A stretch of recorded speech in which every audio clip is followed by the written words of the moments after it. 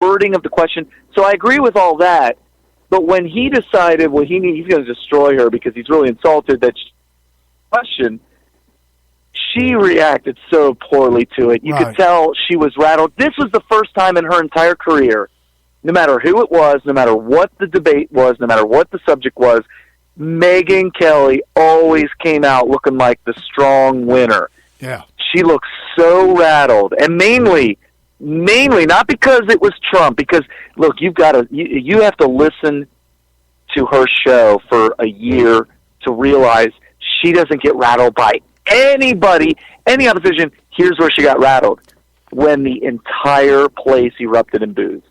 Right. She got rattled by the crowd. Oh yeah. She couldn't take that she was being interrupted by thousands or maybe hundreds of a chorus of boos. It was just too much for her. It was overwhelming, and you could see the look on her face. And what ended up happening was she never recovered from that. Every time she opens her mouth, it sounds more and more an opportunity to try to get even. Well, she's lost, and she's trying to get even. Well, on her show, with Brett Hume, she was talking with Brett Hume. She said, "Let's listen to highlights, a highlight clip, if you will, a montage of Sarah Palin's speech. We're going to clip it up. And we're going to play a couple of. I thought it was only going to be like a couple of clips of Palin. She played for 4 straight minutes of Sarah Palin, and it was clipped piece to piece to piece, and it's almost like Megyn Kelly and Saturday Night Live got together, and that's the piece that they decided to do. That's how. No, so she like picked and chose everything out of context for the most part. Well, no, she picked the ones that were laughable. And now let me back up.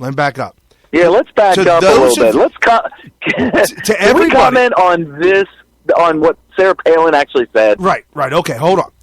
I've got a really good 39-second sound clip of Sarah Palin talking about the GOP. Okay? And this was in that SNL clip, and this was also part of Megyn Kelly's diatribe, the little slam fest that she had on her show. And this is what Sarah said about the GOP. Look what's happening today. Our own GOP machine, the establishment, they who would assemble the political landscape, they're attacking their own front runner. Now, would the DNC ever come after their front runner and her supporters? No, because they don't eat their own. They don't self-destruct. But for the GOP establishment to be coming after Donald Trump's supporters, even with accusations that are so false, they are so busted. I mean, is that not true? I mean, I have nothing wrong with any part of that they said. I mean, you know what they've been trying to do, and it's finally not working anymore. They keep going back to the accuse of racism well, and I think that's what she was referring to, because it worked. Like, it actually ended the Tea Party. Right, the Tea Party is dead.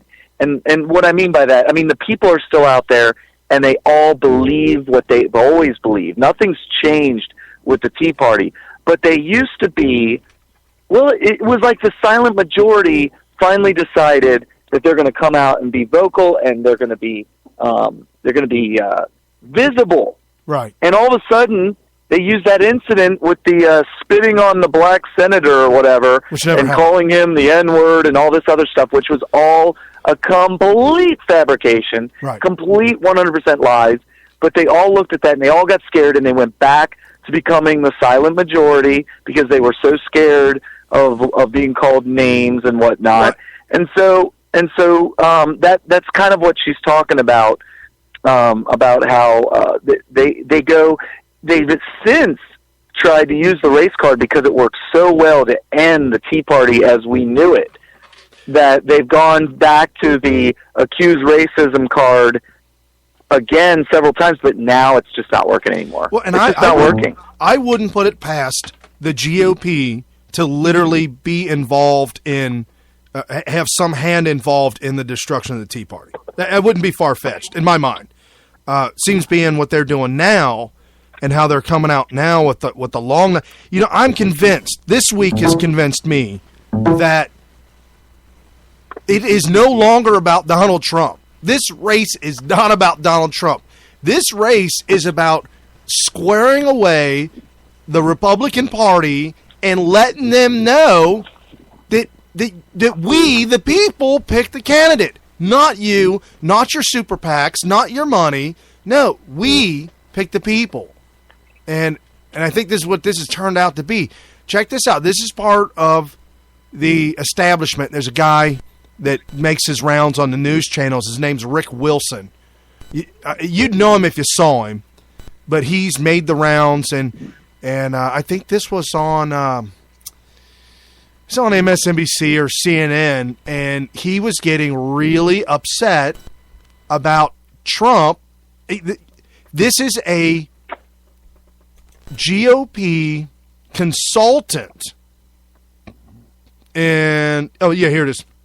He's a GOP consultant, and he was on MSNBC, and this is what he ran into with Trump supporters. The screamers and the crazy people on the alt-right, as they call it, who love Donald Trump, who have plenty of Hitler iconography in their Twitter icons and things. They sure do. I can back that up. Donald Trump is the greatest thing. Oh, it's something. But the fact of the matter is most of them are childless single men who masturbate to anime. Yes, you heard that. He said that Donald Trump supporters have plenty of Hitlery icons in their Twitter account or whatever he's talking about. And then they're single. No, hold on. What did he say? Babyless single men who sit and whatever to anime. He is literally calling out every single person, whether it be a man or a woman. He said the only people who vote for Trump do this. I'm at a loss for words. Well, it's not even remotely accurate.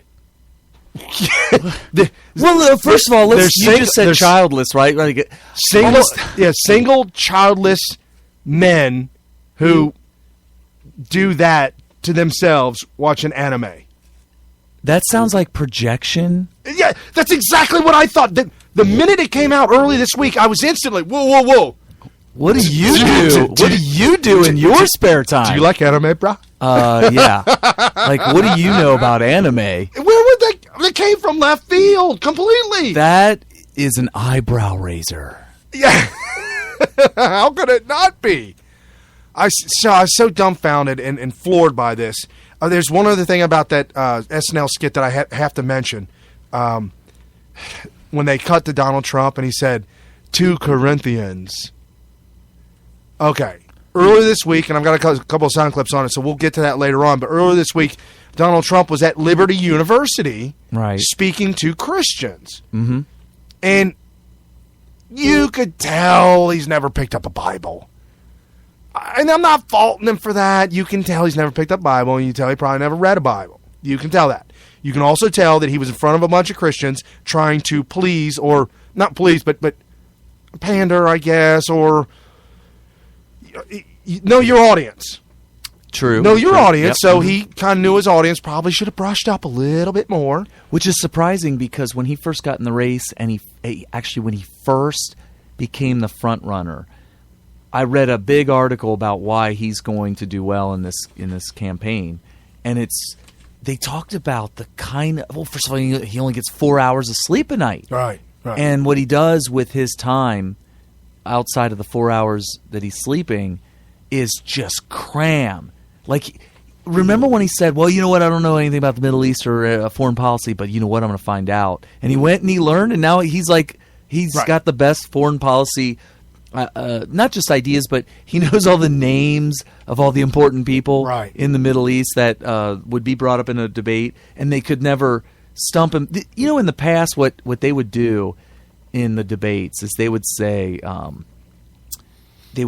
what do you think about blah, blah, blah? And they throw a name out there that the only way you do not botch this question is if you researched that particular person and you knew everything about them, what country they were from. It would be some foreign leader from some obscure country that's involved in something to do with American foreign policy, and you had to be totally brushed up on that.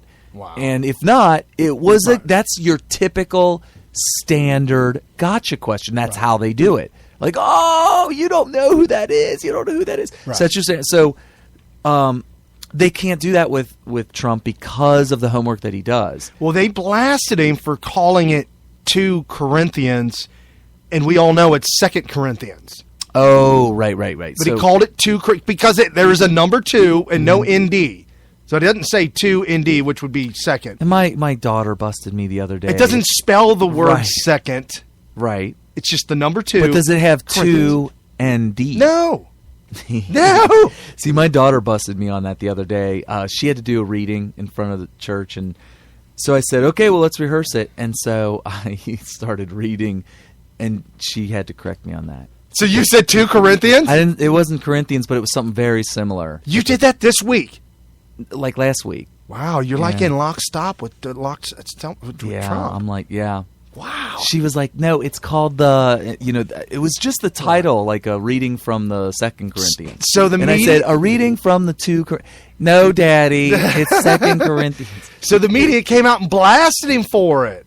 Look at you, you're pandering, and then all of a sudden somebody came out with an article that said, yeah, well, he is pandering, and yeah, he did mess up. However, it's so weird.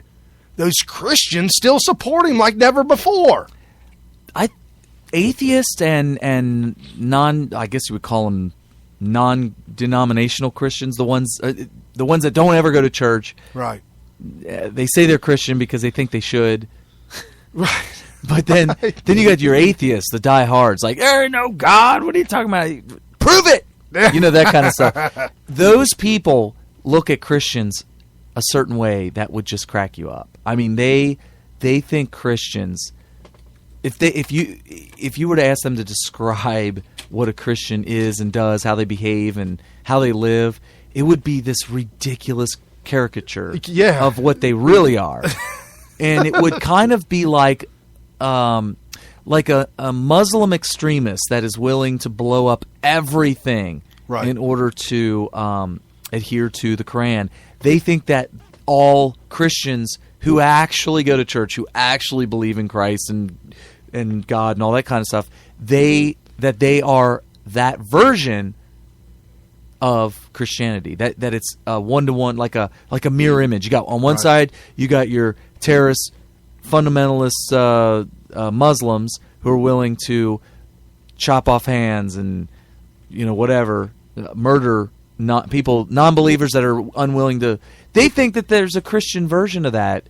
Well, they're still looking. Well, the media is looking for that. They're still looking. They don't have to look. Well, they'll just say that that's what they are. They thought they found it in Adam Lanza. Right. So they really thought they had a Confederate flag wearing, gun-toting. His underwear was a Confederate flag. Gun-toting, Tea Party member, Christian, slaughtering innocent civilians in a gun-free zone. Right. And I could totally see it. They want that poster child. They definitely want that poster. Well, they child. wanted the gay man and gay journalist. Oh yeah. They wanted that guy to be white as all get out. And it turned out it wasn't. They actually, the old saying, I guess it was I keep wanting to say Trump, but it's Mark Twain. Because the T, I just was like, Twain? Mark Twain. Twitter, Twain. How he said that a lie goes halfway around the world while the truth is still putting its pants on. Yeah. The media actually uses that as a tool. Wow. So what they do is they say, clearly a right-wing extremist is behind this. They get that out right away. Okay, go ahead, lie. Go ahead, lie. Get out there. I want you to go halfway around the world. They get it out there. They have to, when the gun goes off, no pun intended, at the beginning of a race, somebody's got to get going. So the media will shove out that lie at first because we need to let everybody know that right-wing extremists are out to kill you and kill everybody and do mass shootings. Right. They want you to know that. So when it happens that there's a mass shooting, we got to get the lie out now that